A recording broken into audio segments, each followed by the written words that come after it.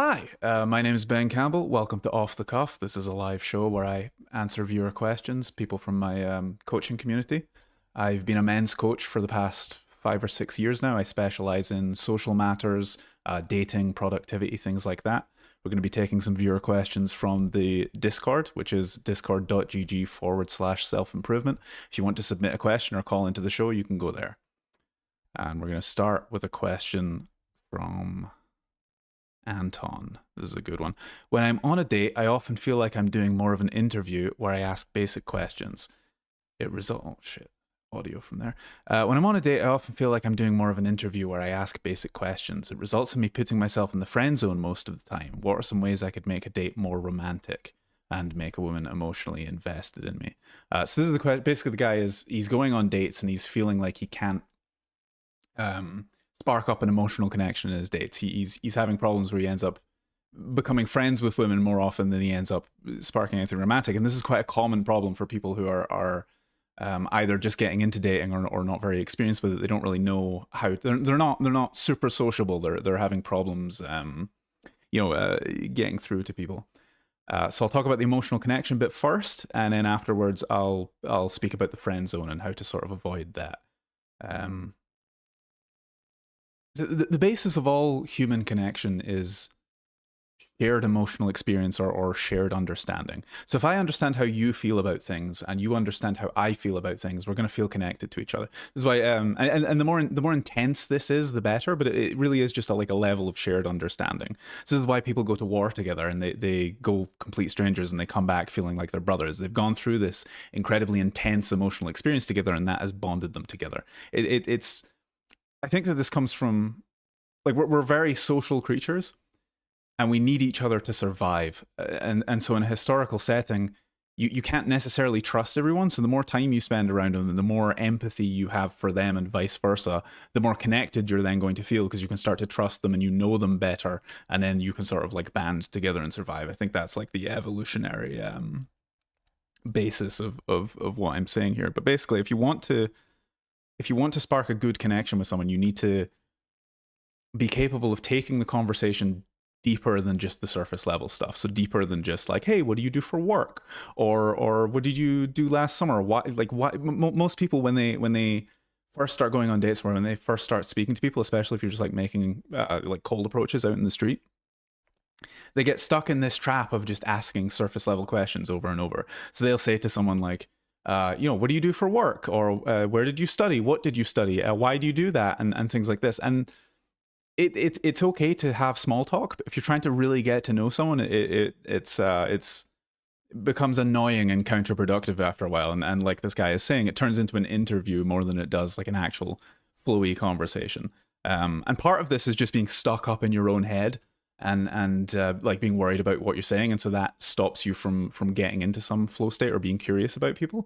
But the other part is this fear. It's like, I got to keep the conversation going, and you're not really thinking about what's happening between the two of you, and making observations about what they're saying. And this applies to friendships as well. Like, this isn't just a dating thing. But to break past that, you essentially want to pick up on things that they're saying and look for places where you can find some sort of emotional root. So say, for example, you go and talk to some girl and you're saying to her, do you have any hobbies? And she says, yeah, I love to collect Barbies. A lot of people would just go, I don't know what the fuck that means. I'm just going to ignore that. And then they move on to another question. You could instead take that and go, that's a really strange thing. I've never really heard that before. Why? Like, is there some emotional reason as to why you do this? And then she might say, well, I used to have a great relationship with my grandfather, and every year on my birthday, he used to bring me a Barbie. And so now he's dead, I still collect these Barbies because it makes me feel like I have a connection to him. So you've now got some sort of understanding of how she feels about things and her relationship to her grandparents. You can then from there relate to it. So you could say to her, oh, I had a great relationship with my grandparents, and talk about something similar. Or you could even say, I had a horrible relationship with my grandparents, and this is why. Or if it's neutral, change it to another family member, or just talk about something that is an emotionally rooted thing that relates to that. So find something emotionally rooted to connect upon, and then relate to it, and share understanding with each other. And if you can start getting better at this in your conversations, you'll start to find that people feel more connected to you, you feel more connected to them, and over time you can move through conversations faster and avoid small talk. You could even say, like, if they say, "Hey, I do this for work," if you think it's a great thing, you go, "Oh my god, that's amazing!" Like, what makes you want to do that, or why are you passionate about that? Or if it sounds awful, you can relate in that way and say, "That sounds fucking awful. Why would you do that?" Which can sound a little bit rude to some people, but you don't have to be relating in a positive way. It doesn't matter as long as you're understanding each other's emotions. You're going to feel a little bit more connection. The other part was the friend zone. The friend zone is something that is it's always a choice, right? It's not necessarily your choice that you're there instead of dating them, but it's always your choice if you remain in the friend zone with people. Usually how it happens is the guy is not direct enough with the girl, and so she's like, "Oh, we're just friends," and it gets to the point where it starts to be romantic, and she's not interested, or she's not interested off the bat, and so he then becomes friends with her in order to hopefully later somewhere down the line end up like sleeping with her, getting into her pants. And these are both really fucked up because basically the guy is sitting in this dormant state, like hoping for something more and holding this pseudo friendship with a woman. And it's not the woman's fault. Like this is the guy's problem. This is a really fucked up thing to do. If you're gonna be like if you go and approach someone, say, or you meet someone somewhere and you really like them, you're into them, and they reject you and they're like, "Hey, let's just be friends." If you genuinely think that you can hold a friendship with them, there's absolutely nothing wrong with that. But you can't then hold in your mind that, "Oh, I'm gonna be her friend because I'm attracted to her, and maybe someday it'll become something stronger." Maybe it will, maybe it won't, but you can't hold that in your mind, because then the whole foundation of the friendship at that point is bullshit, and it's not fair on her.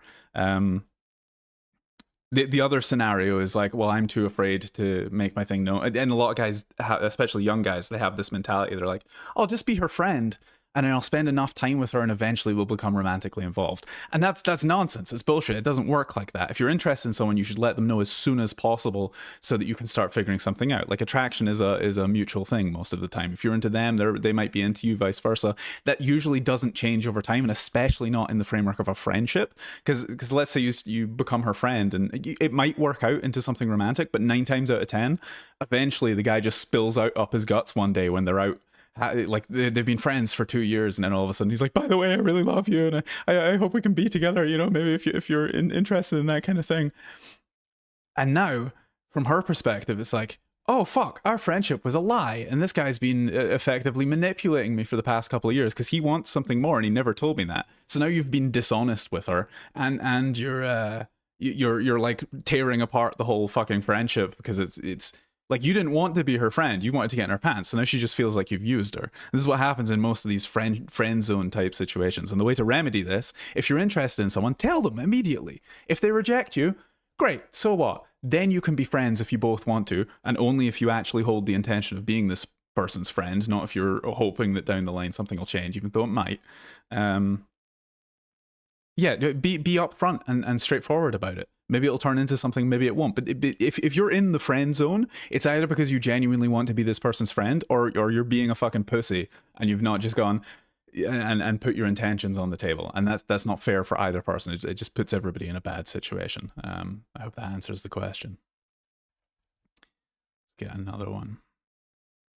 Here's another relationship style question. "I've been seeing this girl for the past 2 weeks on a daily basis.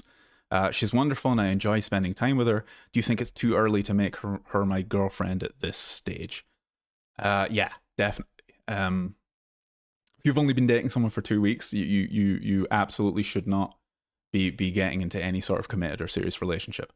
And this isn't some like fuckboy thing. You're like, "Oh, you should just sleep around with lots of people," even though I do think that you should, get some experience before getting into something serious.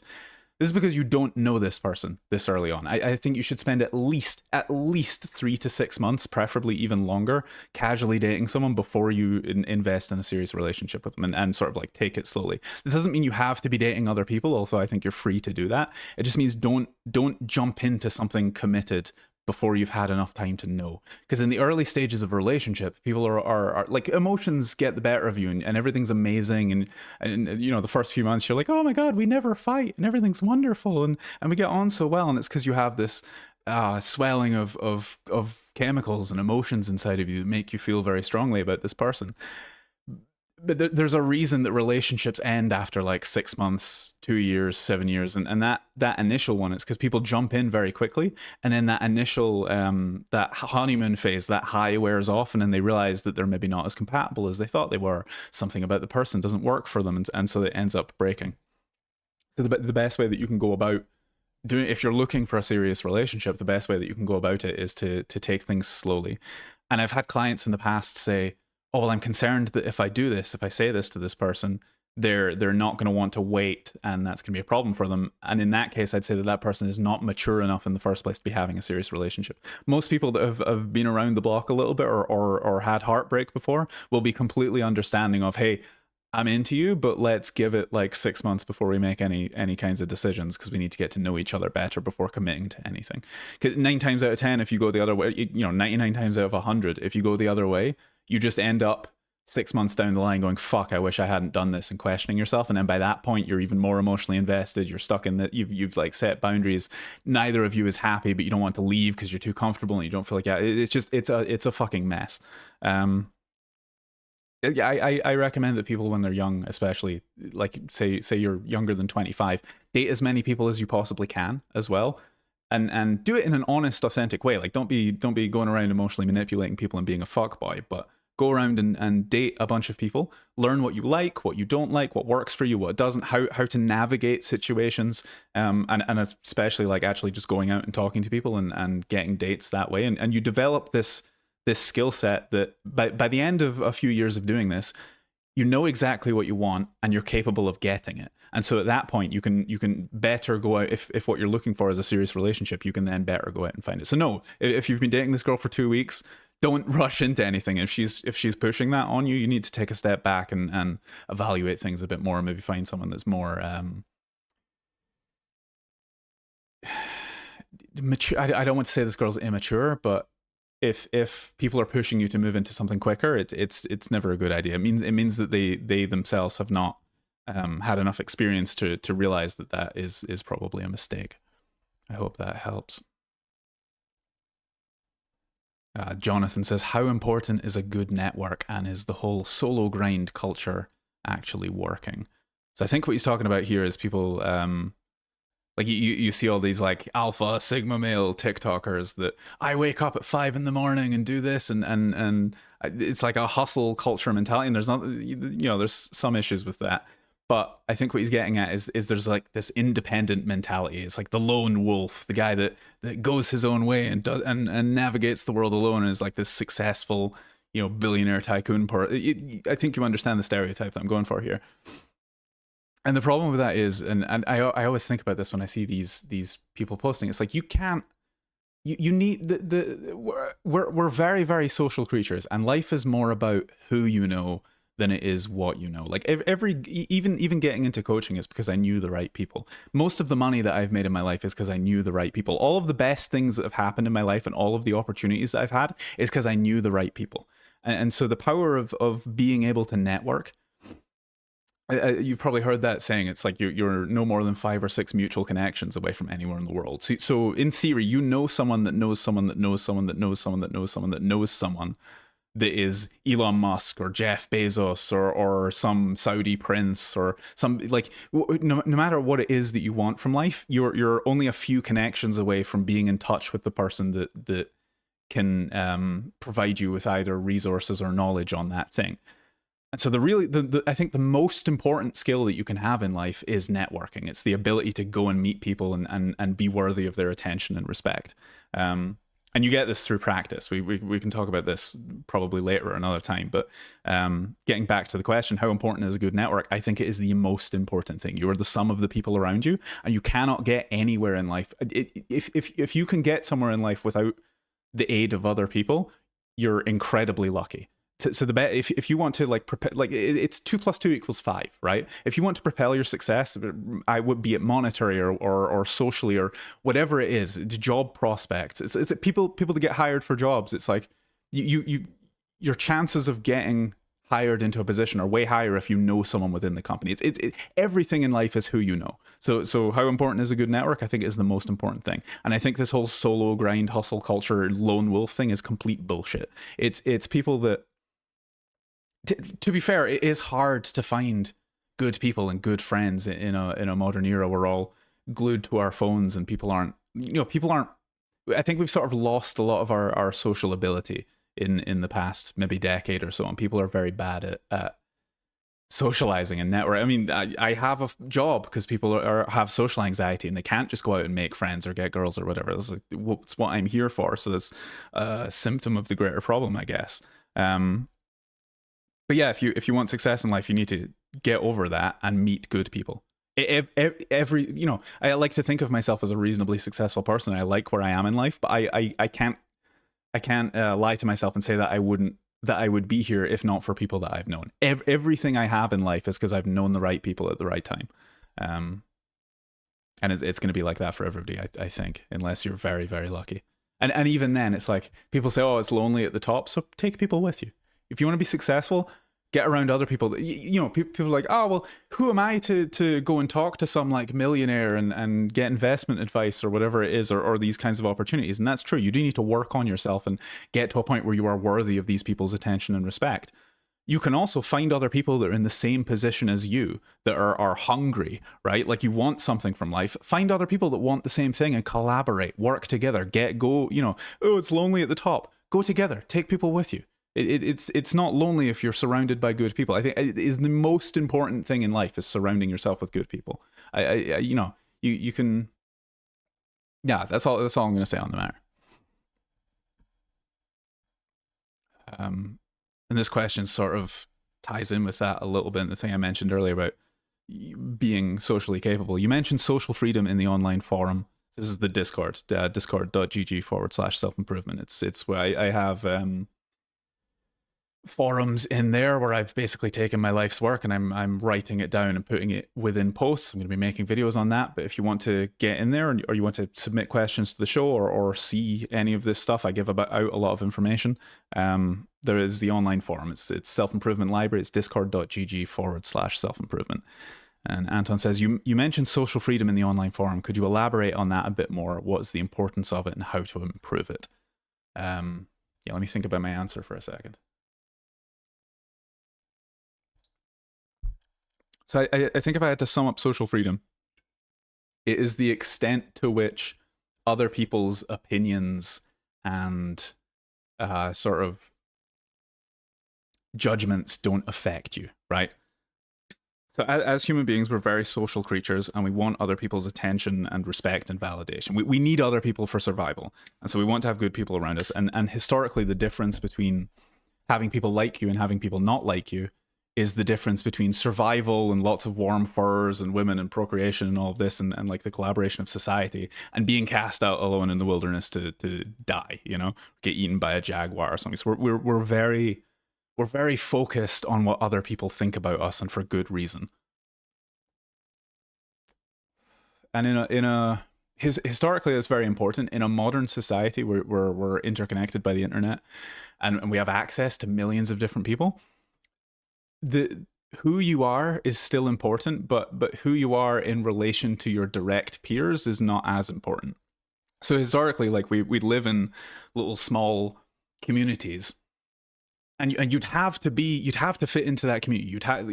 Like there are tribes that have certain practices and cultural. This is what culture is. It's like a group of people lives by a certain set of rules and behaviors and does a certain set of things, and everybody in that society has to conform to that, else they'll be cast out. And it used to be if you were cast out of a certain small society, you were fucked. Like you can't survive on your own.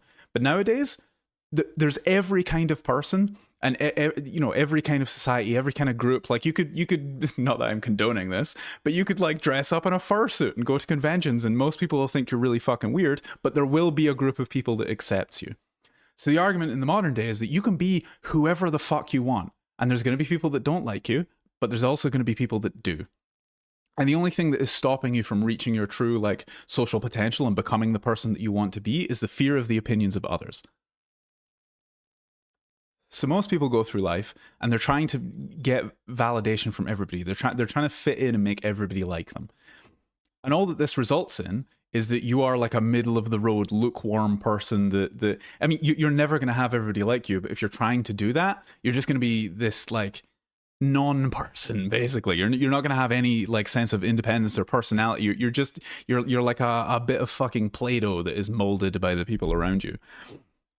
So what social freedom is the ability to step outside of that and stop giving a fuck what other people think. It doesn't matter if they like you. It doesn't matter if they don't like you. None of this shit is important because you realize that it's all of your social connections are about compatibility. And by refining who you really are and stepping more into your like authentic personality, you will then automatically attract the right people into your life and repel all the other people. And this is the beautiful bit about it. And so developing social freedom involves essentially exposing yourself to the things that you are afraid of until you no longer care. So for example, I'll take clients and they'll say, well, I have social anxiety. I have approach anxiety. I'm scared to go and talk to people, whether it be to get a friend or make a girlfriend or whatever it is. They're scared to go up and talk to strangers. And so what will I do? I'll take them out in the street and force them to go and talk to strangers. And not just talk to strangers, do really embarrassing things in front of those strangers, like picking their nose or walking up and saying something stupid or just embarrassing themselves.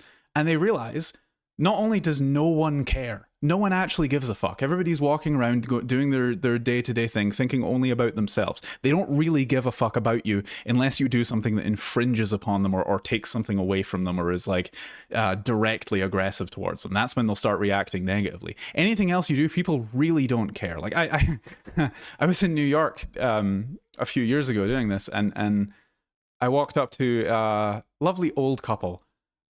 And I was asking them for directions or something. I was social freedom.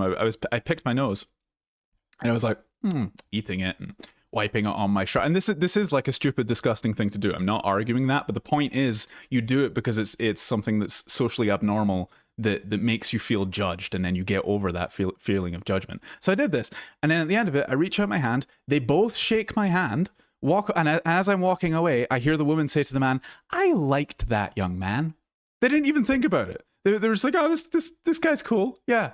And it's like you can do way crazier things. Like I had a client in Kiev that stripped down to his boxers and ran down the street shouting, "Woo! Woo!" in like, you know, practically naked to the extent that he wasn't going to get arrested, just sprinting down the high street shouting woo. And people were looking and smiling and clapping and like taking video. And he came back and he's like, I feel high. I feel amazing. Nobody shouted at him. Nobody had a problem with him. Nobody gave a fuck at the end of it. Everybody forgot who he was. So you can do something that extreme and everybody will just forget. And once you get to the point where you realize that, the whole world opens up, because suddenly you see a person you're interested in, you can just go into like talking to someone at that point is completely normal. It doesn't matter at all. Like you're not gonna be scared of speaking to someone.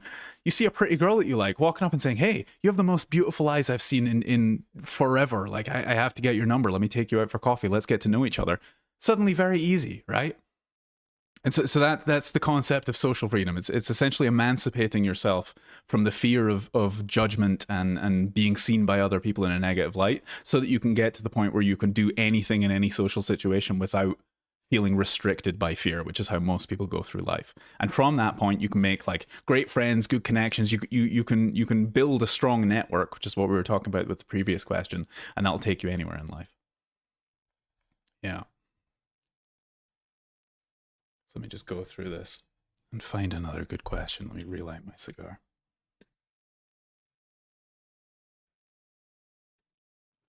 For now, you can also submit questions in either the YouTube or the Rumble chat, and I'll read them live. There is also the option to call into the show. If anybody wants to do that, I assume we'll get one of those in a week or two.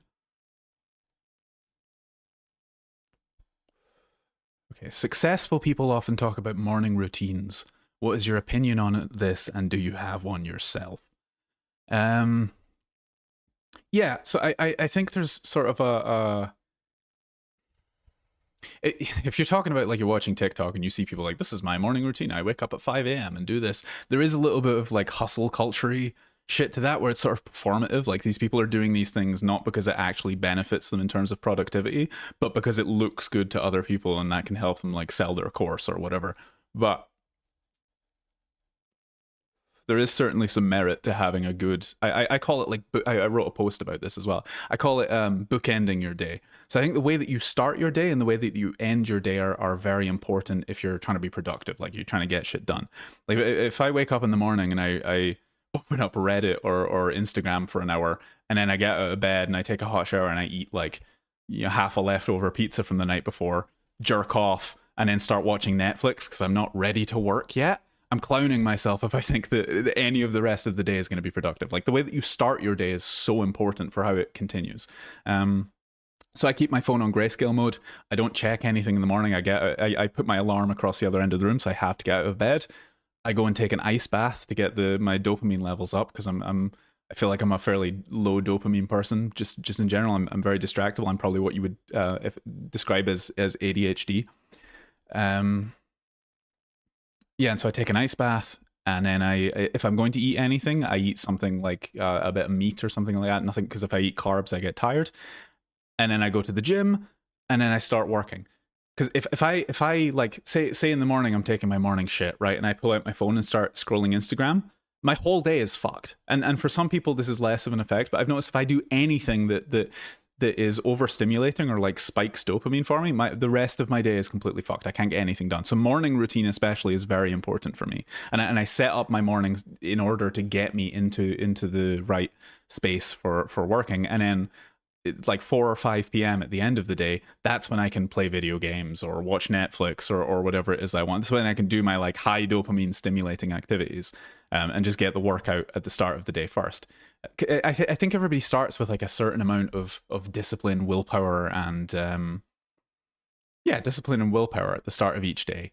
And it diminishes. So like if you open up and you start scrolling whatever and you're getting this big dopamine hit, the amount of willpower that's going to require for you to come out of that is first of all going to be mentally taxing, which is going to make it harder for you to find inertia, the word that I'm looking for, find momentum in whatever task that you're trying to do afterwards.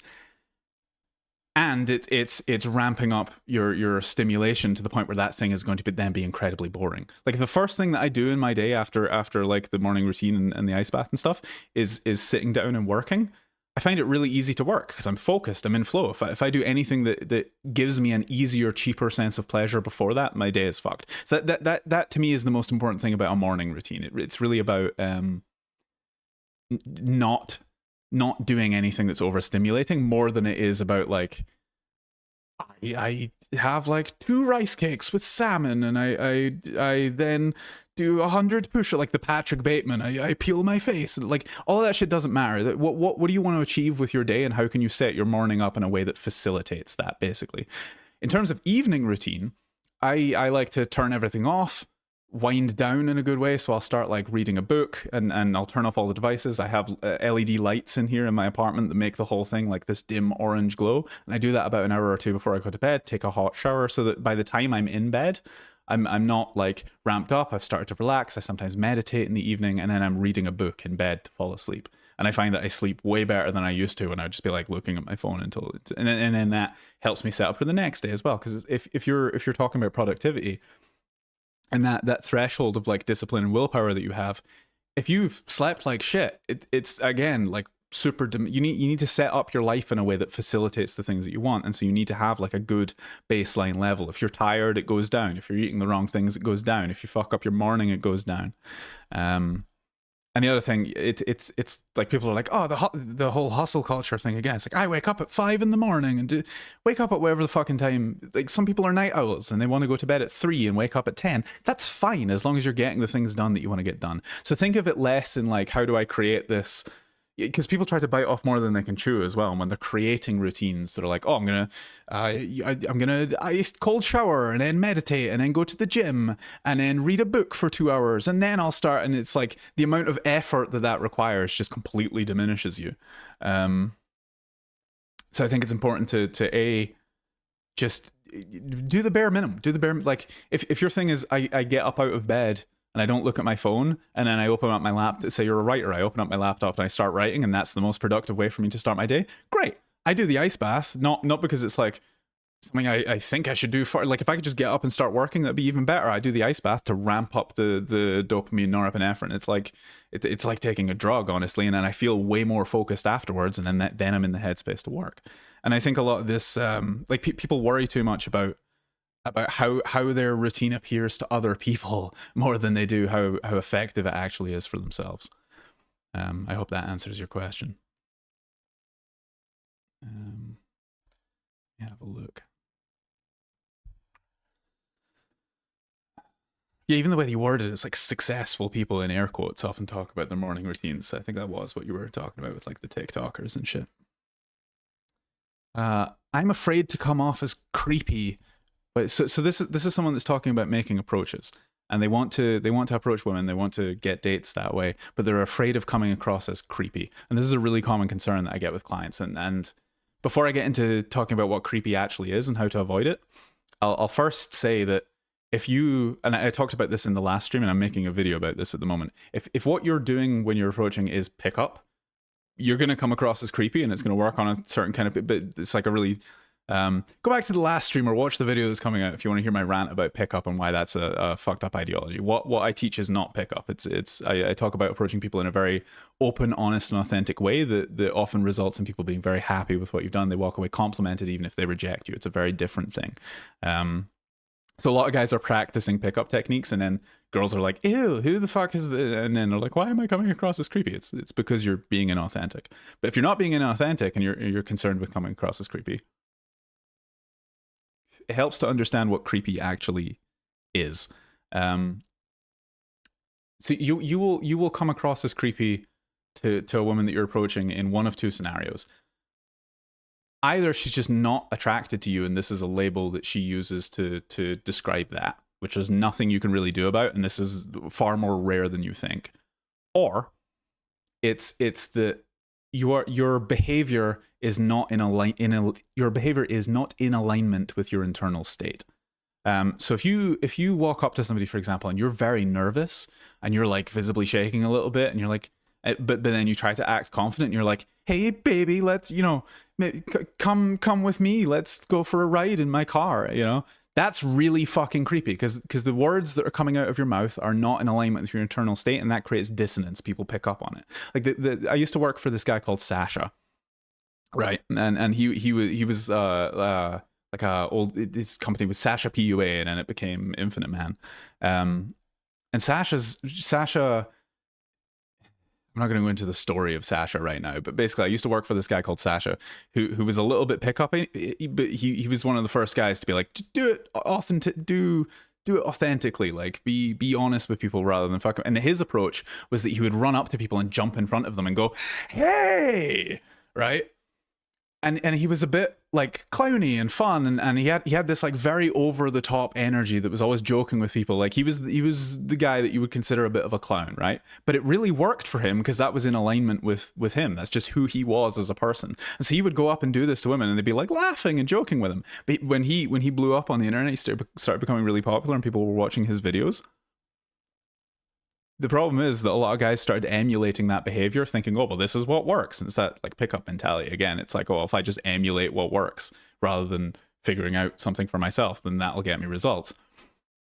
And so there was this like massive swath of men that would run out into the street and jump in front, and hey, and they were just putting off every girl that they saw, and people were like, what the fuck is going on? This is really weird. And it worked for Sasha, and it didn't work for these guys, because that was Sasha's authentic personality. He was that over the top person, and even though it was like a bit weird thing to happen, somebody jumping in front of you, they could sense that this was him, right? Whereas all the other guys that were just emulating that behavior, it wasn't authentic to their internal state, and so it was coming across as scary or creepy. We're very socially adept as people. We're very good at picking up on other people's like subtle cues and the things that they're doing with their body language and the things that they're saying.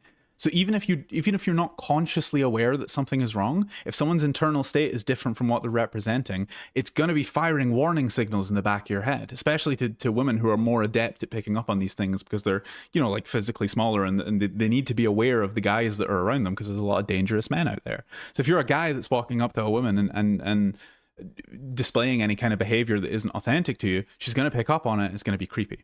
So going back to the example that I gave earlier, if you're nervous, if you walk up and you say, hey, I understand that I'm acting really strange right now.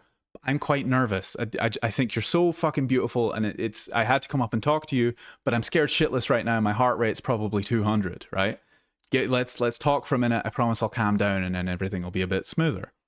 You say that to her, suddenly she has an understanding for why you're behaving the way that you're doing, and what's coming out of your mouth is in alignment with your internal state, and so it's no longer creepy because they have an explanation for your behavior. So if you're being honest with people and you're walking up and you're just expressing yourself authentically, the chances of anyone actually thinking you're creepy are slim to none. It basically never happens. So you should only ever be worried about it if you're trying to represent yourself as something that you're not.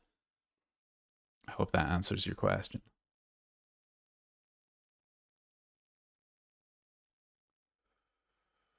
Then another question about the friend zone, which has already answered that.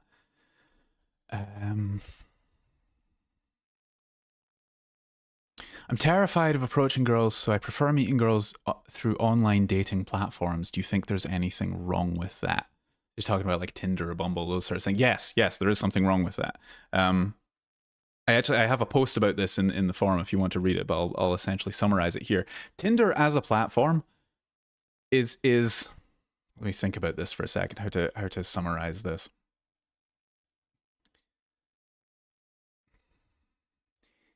It fucks up your social ability and actually makes you more isolated. It can, and I'll explain all of these things and I'll go into the reasons for each of these.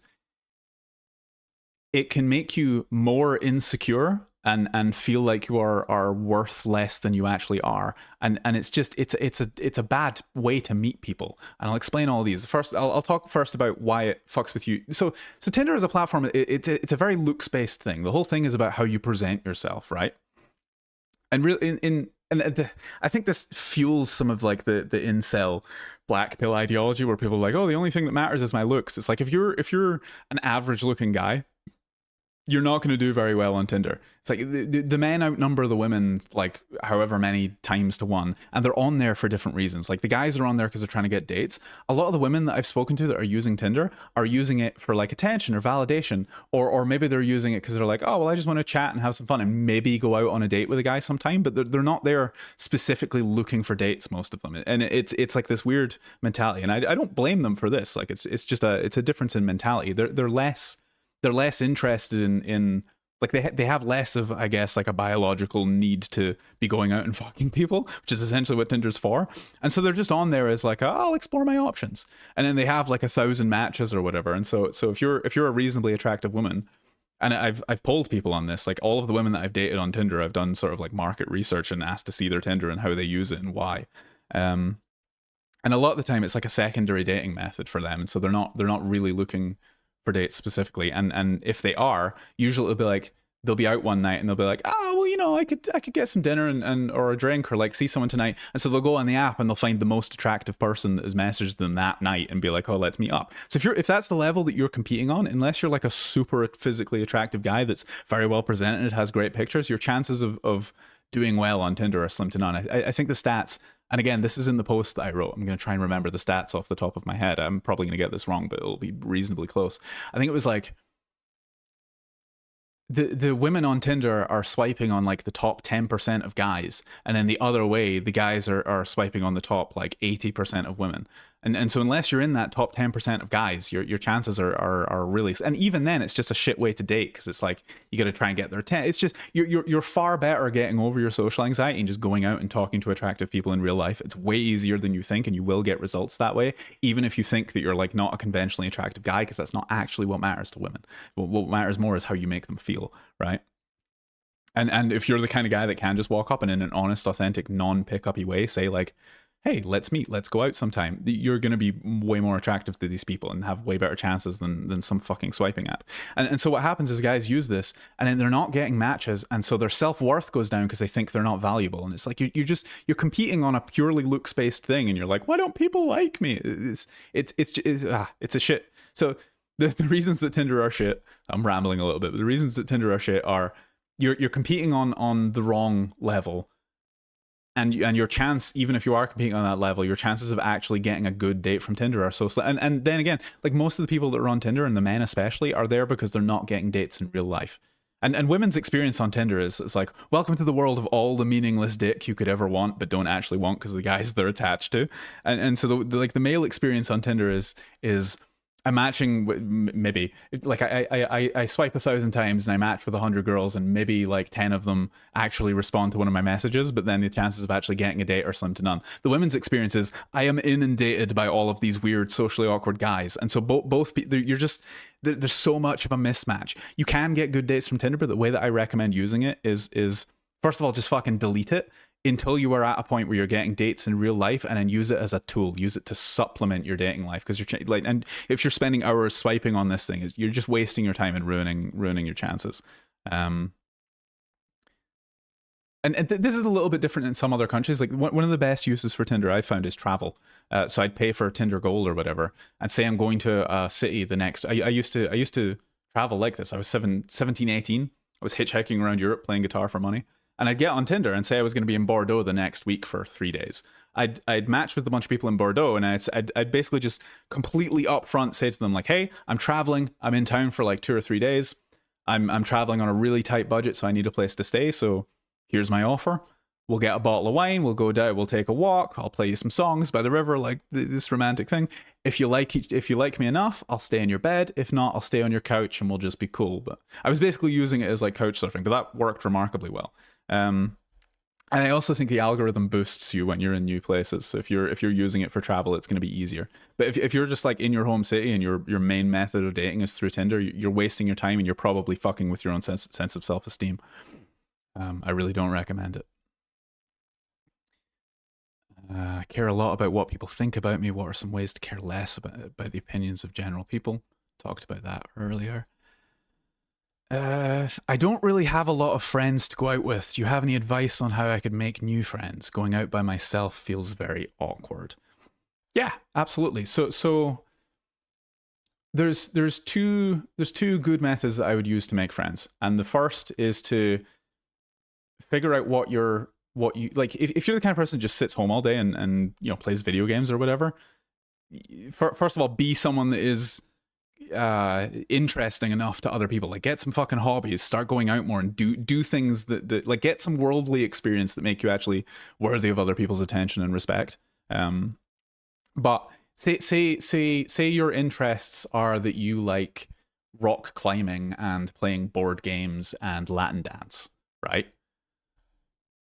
Find your local city, or if you live in a city, like if you don't go there every weekend or whatever, and if you're in the city, search up places that you can do Latin dance and board game cafes, and I can't remember what the other one was now, but let's just say Latin dance and board games. Rock climbing, that's the thing. Start going to rock climbing centers, meet the other people there, say hello, and your chances of having more things in common if you both share these interests are quite high. And then it goes back to the thing I said earlier about forming a connection with these people. Ask emotionally rooted questions. Try and understand who they are and what, and be genuinely curious about them and understand how they feel about things, and vice versa. And then if you have a high enough level of compatibility where things work and you feel like you'd be good friends, hang out more and you'll become friends after a while.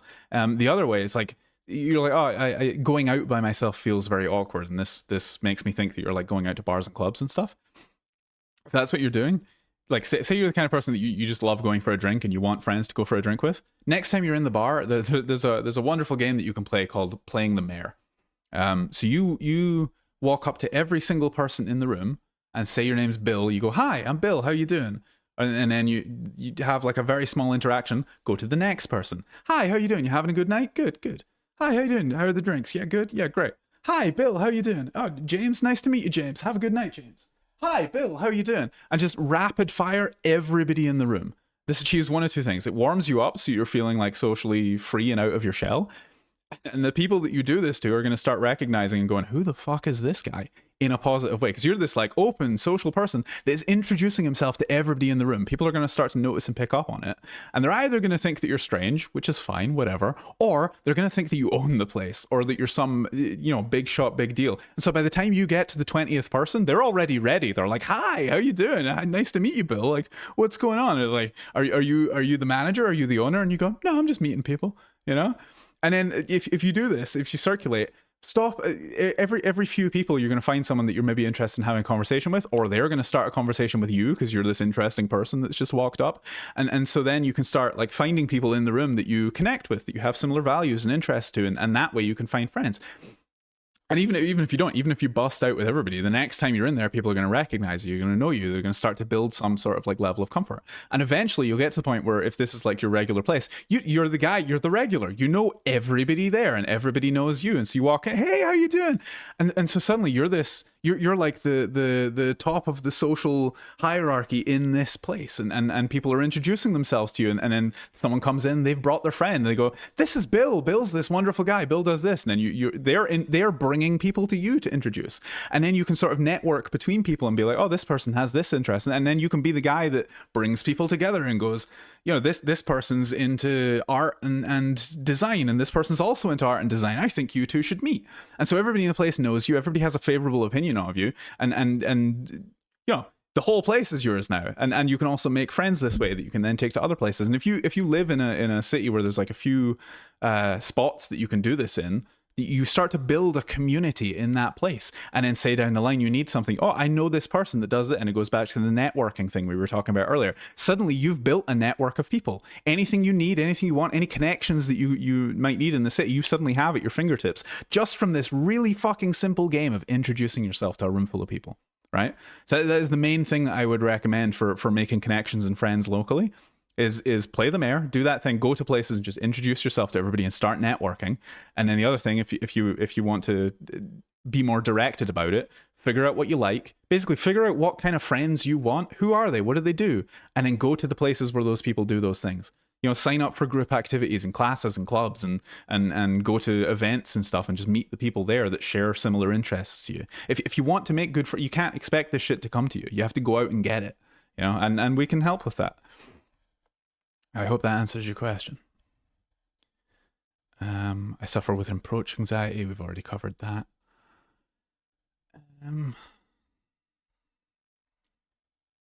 I've been struggling with procrastination. I don't understand the cause of it. Could you please explain to me why it occurs and what I can do about it? Yes, I can. So I'm someone that has struggled with procrastination so fucking much in my life, and I'm still like I got ADD. I'm a bit of a highly distractible person that's very difficult to motivate. But I have found ways that help me get motivated and help me get over procrastination. I think if they work for me, they should work for most people. I think, first of all, it's helpful to understand what procrastination actually is. Like, people think of procrastination as laziness, or that they're just like not motivated enough, and they look for external means to motivate themselves, and then they're like, why am I so lazy? And they lament their existence. I think it's helpful to recognize instead. That procrastination is a stress response. So usually what's happening is you have a task, and you're either overwhelmed, you're overwhelmed with the size or scope of the task, or you're in a place where you're like a little bit overstimulated and the task is more boring than the thing that you're currently doing, and so it's really difficult to switch to it. And so you start to feel a little bit overwhelmed, or you start to feel stress. And you know, we don't like feeling bad, and so we look for ways to manage our stress, and then we start to distract ourselves. So it's like, oh, I feel stressed, I'm gonna go and eat something, or I'm gonna watch YouTube instead, or I'm gonna beat off, and you do something to relieve the stress that you're feeling. And so that creates like a cycle of procrastination. It's like the thing is there, I have a task to do, I feel stressed about it, I'm gonna do something to alleviate that stress. Oh fuck, now it's even worse, since you sort of spiral, and then the deadline's approaching, and sometimes you can hit rock bottom, and that forces you into action because there is enough external motivation to make you do it.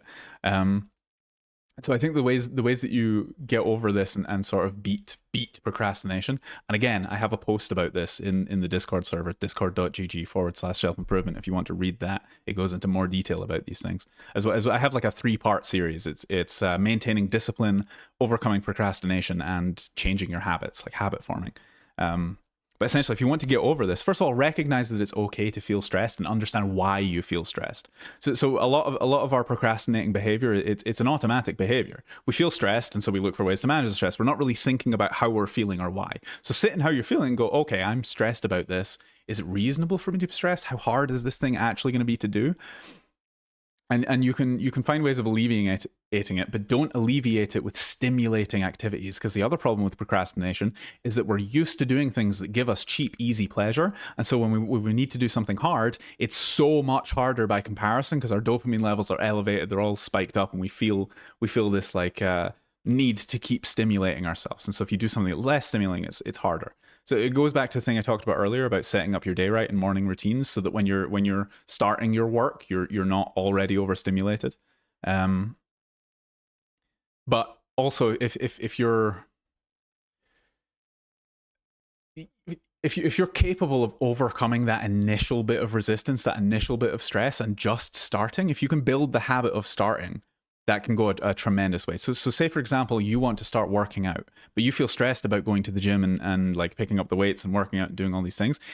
It can be a hell of a lot easier instead to just put on your shoes and walk to the gym and walk back, because you're building the habit of starting. The amount of resistance that you're going to, it's a lot of procrastination is resistance. A lot of the resistance that you're going to be facing just to walk to the gym is going to be way lower than the resistance that you'd feel to do a 2-hour workout, right? So say you want to be a writer as well. You start by, and there's a book called Mini Habits by Stephen Geis. I haven't read it, but I know that it's about this, and I've had other people tell me about this book, so maybe that would also be helpful.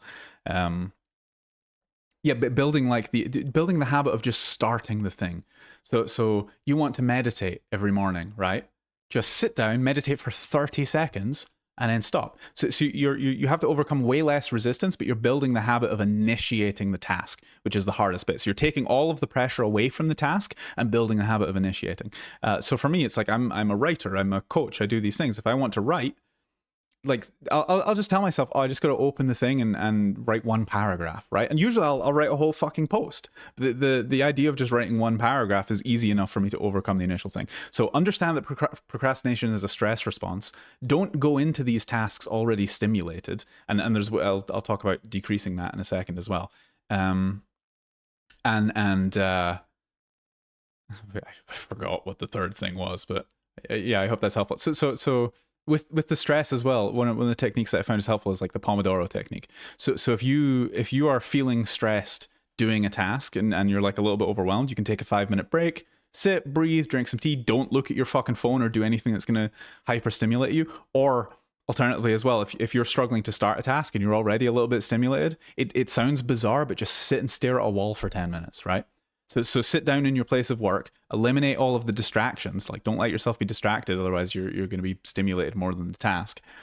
And say to yourself, okay, I can do nothing at all, or I can do the task that I want to do. And either is perfectly fine. Like, don't trick yourself, don't beat yourself up about it. You can sit and do nothing, like you're allowed to think or look at the wall or whatever, but no devices, no bullshit, no videos, no none of that shit. Or you can do the thing that you're supposed to be doing. Give it 10 minutes, 9 times out of 10, you're going to start doing the thing. But because, again, a lot of the issue with procrastination is that the task that you're trying to do is less stimulating than what you're just coming off of. So if the task that you're trying to do is more, you'll find after a while, you're like, oh my God, I actually enjoy working.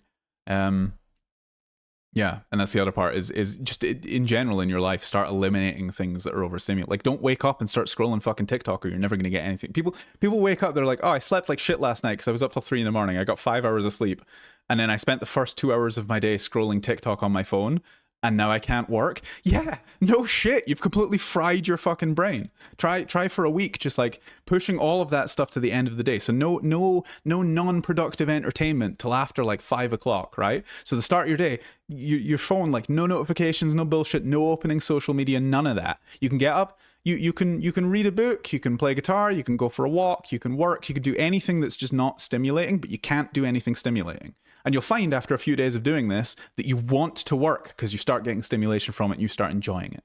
I hope that makes sense. I probably could have answered that better, but again, I have posts on these exact topics that lay this out really well inside the community. It's discord.gg/self-improvement.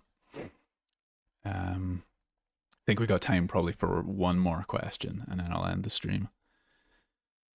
I get very easily distracted whenever I'm putting my mind to a task. What are some ways that I could keep my focus on the task? Again, I've just answered that. Look for something.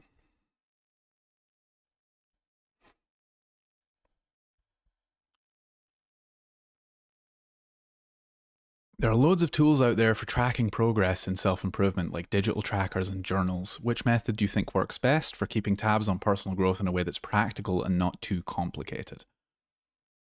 I'm a big fan of journaling, so I journal at the end of every day. I sort of put my thoughts down into writing, and this helps me to process everything from the day and get it out of my head so that I can sleep better. But it also gives me a way to remember more of my life. Like I have a really shit.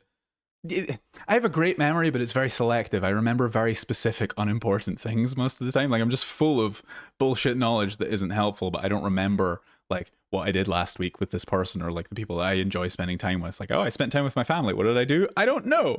So at the end of the day, I keep a journal and I write it down so I can look back over my month and over my year and over my life and look at the highlights and be like, oh yeah. And it helps me to remember my life better. But you can do this as well with productivity. And I'm going to talk about like routines for a second, because I think a problem that a lot of people run into is they try to bite off way more than they can chew, and they start too big. And this would have been a better topic a couple of months ago after New Year, because that always happens. People are like, "Oh, I'm going to quit drinking and start going to the gym, and I'm going to start meditating every day and doing cold showers and like reading and cycling 10 miles and all this shit." And they try to pile on all of this shit. And then they fail all of it, and they're like, oh, well, maybe if I had a better habit tracker and I could have used like a bullet journal, I would have kept more on track. And it's like, if you really want to motivate yourself to do these things, start small. Like say you want to build 10 habits by the end of the year, make it 2 years and spend 2 months on each, and start very, very small. So it's like, oh, I want to meditate for 10 minutes every day. Right? Like pick the most important thing first. So for me, the most important habits were getting into a good sleep. Like, and then every time I travel, like I move. I just came back from like 8 months in New York, and I came back to Bulgaria. My entire routine gets fucked up, and my entire way of doing things is just completely haywire, and I need to start from scratch. And so I've done this process like a dozen times in my life now, and I've realized that incremental progress is the way to, and it gets faster, but incremental progress is the way to go. So the most important thing for me was first fix my sleep. So the only thing that I focused on doing that was even remotely productive for a couple of weeks was just go to bed at the right time and wake up at the right time. Waking up is more important. So I was like, I set my alarm for 8, I put it across the other end of the room, and I'm going to wake up at that time. After like a couple of weeks of doing that, and I start to feel better with my sleep, I'm like, okay, so in the morning now, I want to turn off my notifications and not have anything till like 5 in the evening. I don't want to be looking at this bullshit. And so I do that. And that's the next thing. And then I add in like the ice baths and the journaling. And I start with one thing at a time and build up so that at the end of it, I'm like, oh, I have this routine now. So if you're talking about like, how do I track these things in the best way? If you're struggling with tracking, I think you're biting off way more than you could chew. And the easiest way to build, like, what do you want? You want to try and achieve 10 new habits and fail, and then next year try again and be lamenting yourself and wondering why you can't get shit done? Or do you want to accept that it might take you a few years to become the person that you want to be, but actually build the proper foundation and create a habit, like a really ingrained like it's like brushing your teeth. Hopefully you don't think about brushing your teeth every night. It's just something that you do because it was an ingrained habit by your parents. You can do that with anything else. It's like now when as soon as I get into bed, I am automatically picking up my journal and I start writing, right? Because I've done it for like a few months, and it's an ingrained behavior. If you try to do lots of different things, you fail all of them. If you do one specific thing like that, it becomes a habit, then do the next thing. And over time, you're changing slowly, and you're becoming the person that you want to be. And it's a far better way of approaching it than trying to do like a million things at once. And I know that wasn't your specific question, but I hope it also answers your question.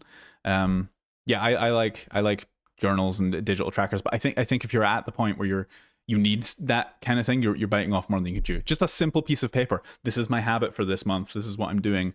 Evaluate a month later, see if it is an ingrained behavior. And if it's not yet, if it still takes effort, don't try and take on anything else. Start small, roll up. Yeah, well, I'm going to end the stream here. I hope that these were helpful answers to your questions.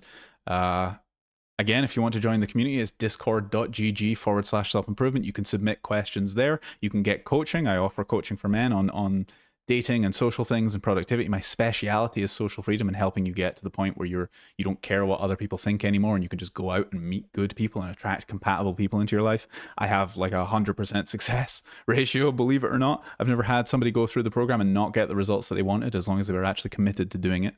Yeah, I'll be back next week at 5 p.m. Eastern European time. It's not summertime yet. I'll be back at 5 p.m. next week on Sunday to answer more of your questions. Thank you very much for tuning in and have a wonderful week.